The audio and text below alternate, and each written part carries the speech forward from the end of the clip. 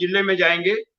राजस्थान के सीकर जिले में हमारे एक बहुत पुरातन सेनापति है कान सिंह निर्वाण जी, जो राजस्थान में अगर किसी ने चालू कर दिया इस मूवमेंट को तो हमारे जाखड़ जी है, किशन जाखड़ जी, और हमारे कान सिंह निर्वाण जी है। ये बहुत कट्टर है, कट्टरपंथी है इस विधि में, और उन्होंने पूरे राज्य के किसानों की सोच बदल दी है सुभाष पालेकर प्राकृतिक कृषि जन आंदोलन के माध्यम से। मैं कान सिंह जी को बुलाऊंगा। मैंने उनके यहाँ मुक्काम किया है, और उनके वो बाजरे की रोटी और देशी गाय का वो घी और दही और वो बैगन का रायता, अरे क्या बात है, अभी भी मेरे जुबान पर वो स्वाद है। तो बहुत बढ़िया, आपका स्वागत है कान सिंह जी। आप बताइए कि देशी बाजरा आपने लिया है, मूंगफली लिया है और देशी मूंग भी लिया है, साथ में सह फसल भी लिया है, आप चना सरसों गेहूं भी लेते हैं और एक बहुत बड़ा जन आंदोलन भी संभालते हैं। तो कान सिंह जी, आप अपने अनुभव कथन करिए। आपका स्वागत। एक नरसिंह मेहता का भजन है, वैष्णव जन तो तेने कहिए पीर पराई जाने रे। भगवान का भक्त वो होता है जो दूसरे की पीड़ा को जानता है। ऐसे ही दूसरे की पीड़ा को जानने वाले और करोड़ों लाखों लोगों के जीवन को बदलने वाले एक ऋषि इस देश में घूम रहे हैं। उस ऋषि को मेरा कोटि कोटि प्रणाम, आदरणीय सुभाष जी पालेकर साहब गुरु जी को। आपने इस लहर से मेरे जैसे कितने लोगों का जीवन बदला है। मैं भी एक नशे में घूमता था कि ये जैविक खेती ही सबसे बढ़िया है, मैं जैविक का खूब प्रचार प्रसार भी करता था। लेकिन जब मैं 2010 में आपसे मिला तो पूरा का पूरा मेरा ट्रैक, मेरी दिशा और दशा दोनों चेंज हो गई। उसके बाद में आज की तारीख में दुनिया के 50 देशों से, भारत के हर प्रांत से मेरे पास लोग आते हैं। उसको पूरे सिस्टम को हमने कहा कि कहीं ना कहीं कोई व्यक्ति ये कहे कि सुभाष पालेकर प्राकृतिक खेती में कहीं कमी है, इसको मैं कभी स्वीकार सपने में भी नहीं कर सकता। हमारे मेथड में, हमारी जानकारी में, हमारे तौर तरीके में कोई कमी हो सकती है, लेकिन इस मेथड में जो हमारा सुभाष पालेकर नेचुरल पैथी, जो हमारा जो ये प्राकृतिक खेती जो है, इसके पूरे के पूरे सिस्टम में रत्ती भर भी कोई आदमी अंगुली टेके नहीं, सुई की नोक टेके उतनी भी कोई जगह ही नहीं बची। इसलिए पूरे जीवन को जुदा जुदा दुकानदार बाजार में घूम रहे हैं। मैं सब लोगों से कहता हूं कि तुम दुकानदारों के ज्ञान को बेचने वाली बातों को कभी स्वीकार मत करो। आप अपने पूरे जीवन को बदलना चाहते हैं तो एक ही सिस्टम को दांत से पकड़ लें, और वो है SPNF। इसके अलावा कोई मार्ग दूसरा किसान के पास नहीं है। और गुरुजी, ये केवल किसान की बात नहीं है, ये पूरे देश की दिशा और दशा बदलने का आंदोलन है। खरबों जीव, अरबों खरबों जीव जो किसान बिना किसी कारण के मार रहा था, उस पाप से मुक्ति का मार्ग SPNF है। ये देश को सोने का शेर बनाने का मार्ग कोई है तो वो SPNF है। जिस देश में, जिस राजा के काल में किसान श्रेष्ठ होता था, वो राजा श्रेष्ठ होता था, और राजा की श्रेष्ठता का मार्ग किसान था। और आज भी वही है। यदि देश को सोने का शेर बनाना है, देश को महान बनाना है, तो किसान को मजबूत बनाना होगा, और किसान को मजबूत बनाने का एक ही रास्ता है, वो SPNF है। बाकी के सिस्टम के बारे में मैं कोई टिक्का टिप्पणी नहीं करना चाहूंगा, क्योंकि वो सब के सब कहीं ना कहीं ज्ञान बेचने की बात होगी, कहीं ना कहीं पैसा बाजार में ले जाने की बात होगी। लेकिन यहाँ इस सिस्टम में न तो ज्ञान बेचा जाता है और न किसान का 1 रुपया बाहर भेजा जाता है। और इसमें मैंने वो स्टेज देखी है कि एक स्टेज ये आ जाती है, मुझे लोग पूछते हैं, कई बार देश विदेश से फोन करते हैं कि मेरे खेत में ये बीमारी लगी है, इसका क्या इलाज है। मैं उनसे कहता हूं कि अभी भी मेरे पास भीलवाड़ा से एक बहुत बड़ा किसानों का दल था, कल से यहाँ था, अभी मैंने उनको विदा किया है। उनको आगे कहीं जाना था, मैं अपने कृष्ण जी जाखड़ के यहाँ, तो वो यहाँ से वहां गए हैं। अब लोग आपके जो पागल हैं, जितनी सेना, आपकी सेना के सेनापति और सिपाही जो जितने पागल हैं, उनको लोगों ने ढूंढना शुरू कर दिया है। अब ढूंढ करके लोग पूरे देश में आते रहते हैं। मेरे पास में एवरेज रोज 100-125 लोग हर दिन आते हैं। मैं नहीं होता हूं तो भी बिना फोन किए हुए कान सिंह निर्वाण गूगल पे डालते हैं और वो गेट पे आके खड़े हो जाते हैं। आप ताजुब करेंगे कि इस कोरोना में लोगों को डर सताया तो लोग बचने के लिए जोर की ढाणी के गेस्ट हाउस में आके बैठ गए कि अब हमें कोरोना से कोई डर नहीं है, क्योंकि यहाँ SPNF से खेती होती है, यहाँ गाय है। इस तरह का एक आवरण इस देश में और इस देश में एक आपने ये स्टेज बना दी है कि आज हर व्यक्ति जो सही दिशा में नौजवान जाना चाहता है, उसको आपने एक नई दिशा और एक दशा दी है। जहां तक मैं फसल की बात करूं, मेरा बाजरा में इस साल जो है, मैं गुरुजी 200 रुपए किलो मेरा पूरा बाजरा बीज में जाएगा। मेरे 1.5 फीट से ऊपर मेरी बाली आई है बाजरे की, और एक दाने से लेकर के 15-20 तक दाने निकल के, बूटे निकल के भी आए हैं।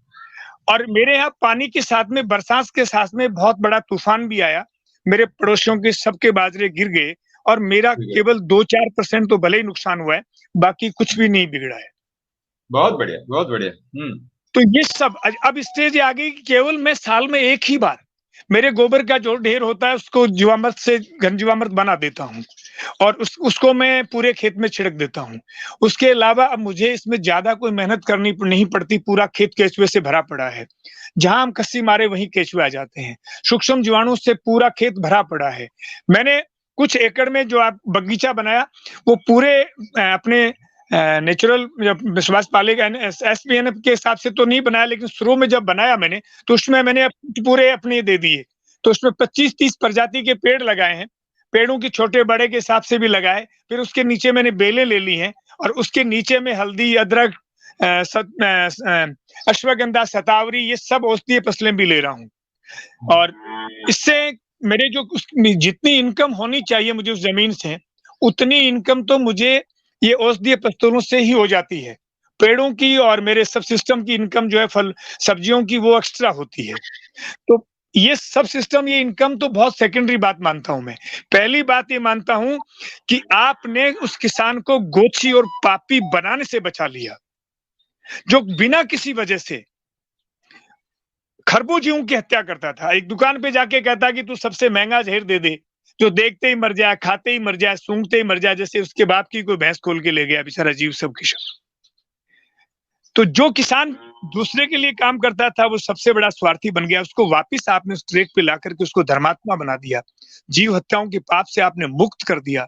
ऐसा कोई अभियान है तो वो SPNF है। मनुष्य के कल्याण का कोई मार्ग है, आगा और पीछा दोनों सुधारने का कोई मार्ग है तो वो SPNF है। ये केवल किसान की दिशा सुधारने का या दशा सुधारने का रास्ता नहीं है। ये पूरी की पूरी मनुष्य जाति के विकास का मार्ग है, पूरे के पूरे देश को आगे ले जाने का मार्ग है। और चाहे कितने भी बड़े कल कारखाने लगा ले देश, कितना भी स्किल डेवलपमेंट कर ले, जब तक इस देश का किसान समृद्धिशाली नहीं होगा तब तक ये देश जो है विश्व गुरु नहीं बनेगा। ये विश्व गुरु बनाने का मार्ग भी है गुरुजी। तो ये पूरे देश में नौजवान आज बहुत उत्साहित हैं। पहले तो ये आपका जो कोरोना आया ना, इसके बाद में तो इस पूरे ये SPNF के जो इतना बड़ा महत्व बढ़ गया है, आप सब लोगों के दिलो दिमाग में छाया हुआ है। ये दो ही सिस्टम ढूंढ रहे हैं लोग, SPNF को ढूंढ रहे हैं या गाय को ढूंढ रहे हैं। तीसरी किसी चीज की कोई खोज नहीं कर रहा है। मेरे YouTube पे वीडियो लाखों लोग जो है इसको लाइक करके सुनते हैं, पूरी बातें होती है, फिर आकर के देखते हैं तो उनको जो मैं कहता हूँ या आप जो कहते हैं उसका साक्षात स्वरूप जो है वो उनको यहाँ नजर आता है। तो उनको फिर SPN पे कोई सवाल नहीं होता है। मेरे से कई बार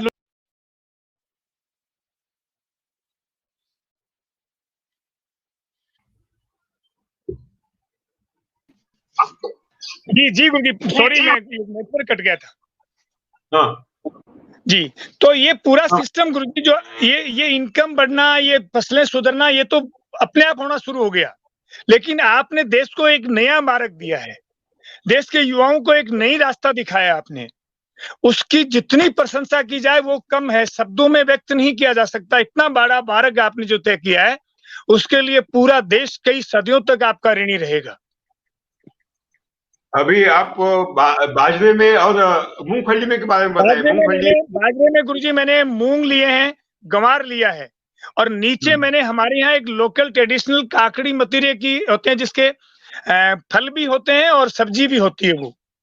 बहुत बढ़िया। हाँ, उसकी बेलें दी है, तो पूरी बेलें मेरे पूरे खेत को। आप पिछले दिनों इस मेरे यहाँ टेम्परेचर 48 के टेम्परेचर चला गया था और 45 दिन तक बरसात नहीं हुई जी। और मैं उस बाजरे में इतने बड़े बड़े बूट आगे बहुत ही दूरी से था, लेकिन वो बूट निकाल के इतना घना हो गया कि उसमें मैं स्प्रिंकलर नहीं रख सकता।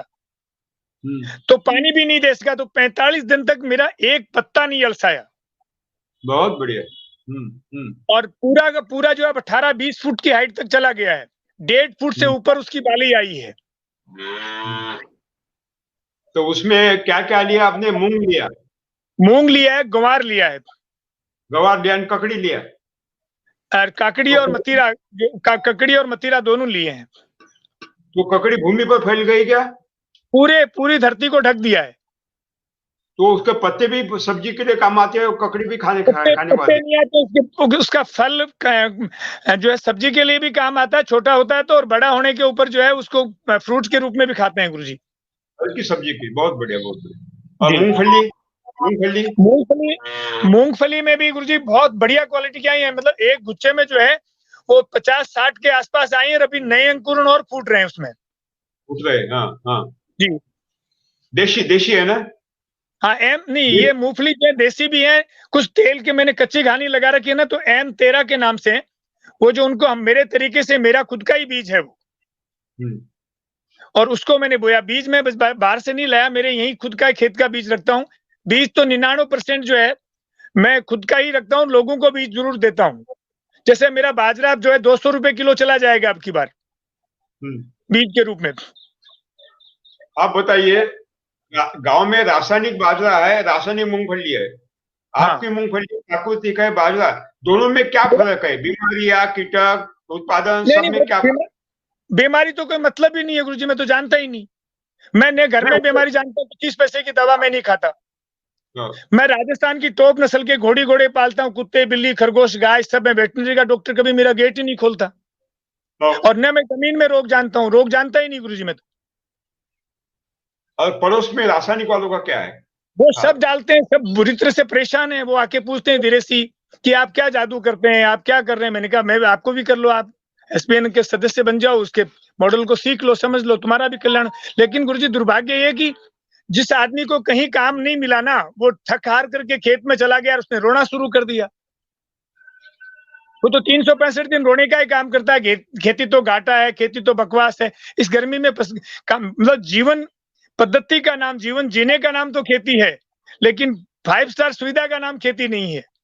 रासायनिक मूंगफली में क्या क्या बीमारियां है, क्या क्या कीटक है, बाजरे में क्या है, वो बताइए। खेत खाली, मेरे पड़ोस में कई खेत खाली हो गए हैं गुरुजी। हाँ। सब कुछ डालते डालते भी खाली हो गए हैं। ये क्या हो गया, बताइए ना, क्या हो गया? खाली हो गया? कीड़ा काट दिया कि अब 2-3 खेतों में ऐसी बीमारी आई कि उनके समझ में ही नहीं आ रही कि क्या हुआ है। हाँ। और बहुत सारे खेतों में ऊपर से पीले पत्ते पीले हो जाते हैं, और पीले पत्ते होने के बाद में धीरे धीरे उनके नीचे जो गुच्छे आ रहे हैं वो बहुत कम मात्रा में आ रहे हैं। और खेत खाली हो गए, बिल्कुल गायब हो गई, मूंगफली है ही नहीं। कई जैसे 20 बीघा का खेत है, 5 एकड़ का, उसमें 2 एकड़ में से मूंगफली गायब हो गई। उसकी फोटो तो मैं भेज दूंगा सब आपको। रबी में क्या क्या लेते हैं बताइए? रबी में क्या क्या लेते हैं? चना, सरसों, मेथी, गेहूं, जौ, प्याज, लहसुन, ये सब लेता हूँ। बताइए ना, गेहूं कौन सा लेते हैं बताइए। सब आपके रूप से, आप वाली क्रॉप में गेहूं में मैं चना भी डालता हूँ कुछ मात्रा में, मैं उसमें मेथी भी डालता हूँ, उसमें सरसों भी डालता हूँ, उसमें धनिया भी डालता हूँ। ठीक है। अभी बाजरे में और मूंगफली में क्या क्या डाला आपने? घन जीवामृत का छिड़काव कितना क्या किया? घन जीवामृत जो बना करके खाद की ढेरी में जो है वो जीवामृत डाल करके उसको मैं एक बार काट दे करके छोड़ देता हूँ, या कई बार ऐसे ही डाल के पूरा ड्रम डाल के छोड़ देता हूँ। उससे पूरी मेरी खाद जो है वो एकदम चाय की पत्ती की तरह बन जाती है। उसको ट्रॉली में डाल करके और मैं मेरे हाथों से पूरे खेत में बिखेर देता हूँ, और उसके ऊपर तुरंत हेरा निकाल देता हूँ। बहुत बढ़िया। हेरा निकाल करके और फिर जुताई कर देता हूँ गुरुजी। जीवामृत का छिड़काव करने की कोई आवश्यकता पड़ती है? नहीं पड़ी गुरुजी। मैंने 2 साल से पहले तो खूब छिड़काव किया मैंने, अब मैं 2 साल से जीवामृत का कोई छिड़काव नहीं कर रहा हूँ। बहुत बढ़िया।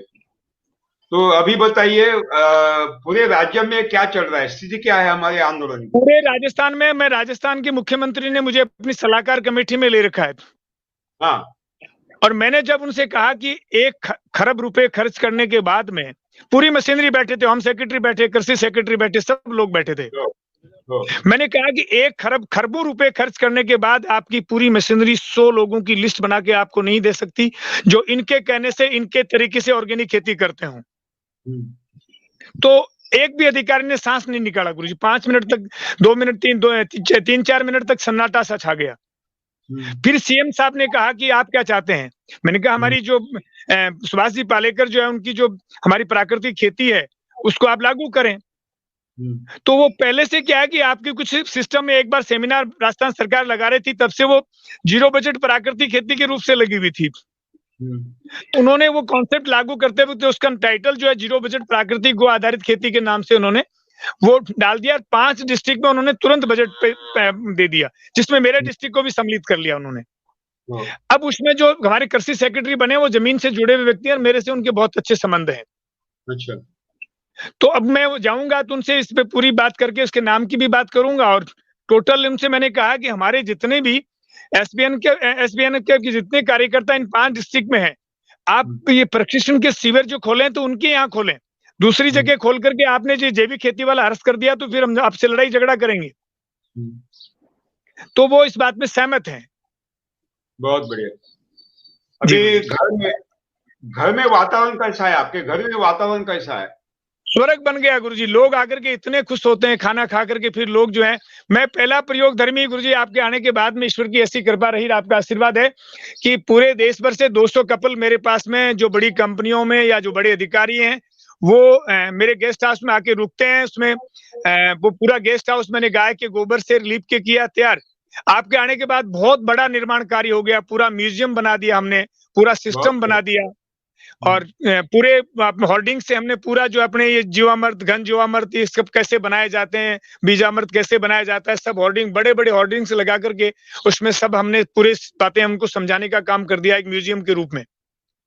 बहुत बढ़िया, बहुत बढ़िया। और वो लोग जाने के जाते हैं तो अपनी पूरी गाड़ी सामान की भर के ले जाते हैं। बहुत बढ़िया।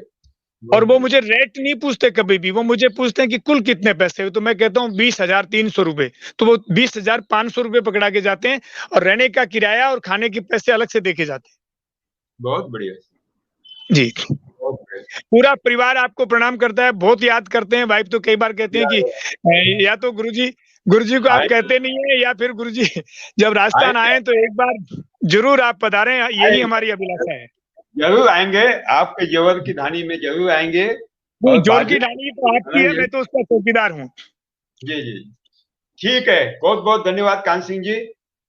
मेरा को भी प्रणाम। मंगा सकते हैं और उनसे संपर्क कर सकते हैं। ये स्क्रीन पर उनके नंबर आ गए हैं, उनका पता भी आ गया है। जिनको भी बीज चाहिए देशी, आप कान सिंह जी से चर्चा कर लीजिए, उनके संपर्क करिए। बहुत बहुत धन्यवाद आपका। बहुत सारे बीज तैयार कर लिए हैं गुरुजी मैंने देसी। क्या क्या है बताइए आपके पास? मेरे पास में गेहूं का भी बीज है, सरप्ती हमारा गेहूं जो है उसका, और गंवार का बीज है, मूंग का बीज है, हमारे यहाँ गोरी मोठ होते हैं उसका भी बीज है, और बाजरे का भी बीज है, बाजरी का भी बीज है। एक तो बाजरा, एक बाजरी होती है जो आपने जो रोटी जिमी थी वो बाजरी की थी गुरुजी, वो 5.5-6 महीने से पकती है, और उसका भी है। और ऐसे सब्जियों में भिंडी है, और जो इस तरह के बीज भी मैंने तैयार किए हैं। और चने का मेरा देसी बीज बहुत बढ़िया, सरसों का बीज है, चने का बीज है। वो भिंडी बड़ी है, बड़ी लंबी वाली? हाँ, बड़ी वाली। मेरे भिंडी का पौधा की हाइट भी गुरुजी 6 फीट तक चली गई है। और भिंडी का कितनी लंबाई है भिंडी की? भिंडी भी कई तो 1 फीट के आसपास भी है। बहुत बढ़िया, बहुत बढ़िया।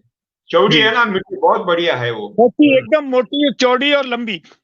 बहुत बढ़िया, बहुत बढ़िया। और ये बाजरी है, बाजरी की हाइट कितनी होती है? बाजरी की हाइट कम होती है गुरुजी। बाजरी की हाइट तो 5-6 फीट, ज्यादा से 4-5 फीट, हाईएस्ट 5.5-6 से ज्यादा नहीं होती है। गुट्टा कितना होता है गुट्टा? उसमें एक में से 3-3 कलियां, मतलब एक में से 40-40, 30-30 कलियां निकलती हैं। बहुत बढ़िया, बहुत बढ़िया। और वो 3 बार तोड़नी पड़ती हैं उसको। बहुत बढ़िया जी। वो बीज हमें लोगों को देना है इस साल? मैं दे दूंगा गुरुजी, जितना आप कहेंगे। आपके पास जो तेल घानी है लकड़ी की, कच्ची घानी, वो कितने की मशीन लाया आपने? मशीन कितने का लाया? वो 80,000 रुपए की है गुरुजी। 80,000 रुपए की। 80,000 रुपए की है। मेरा एक दिन सरसों का तेल 180 रुपए लीटर जा रहा है, तिल का तेल मेरा 210 रुपए लीटर जा रहा है गुरुजी। एक दिन में 8 घंटे में कितना तेल निकलता है? तिल का 8 360 रुपए और मूंगफली का 210 रुपए। बस 8 घंटे में एक दिन में कितना तेल निकलता है? 10 घंटे में करीब 150 क्विंटल सरसों निकलती है गुरुजी। बहुत बढ़िया। और बैलों से चलती है, सिंगल फेज से चलती है?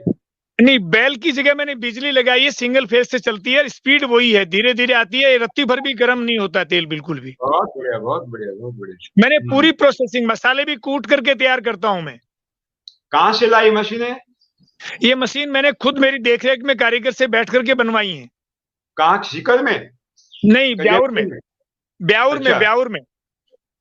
उसका एड्रेस, फोन नंबर मुझे दीजिए, ठीक है ना? मैं दे दूंगा गुरुजी आप।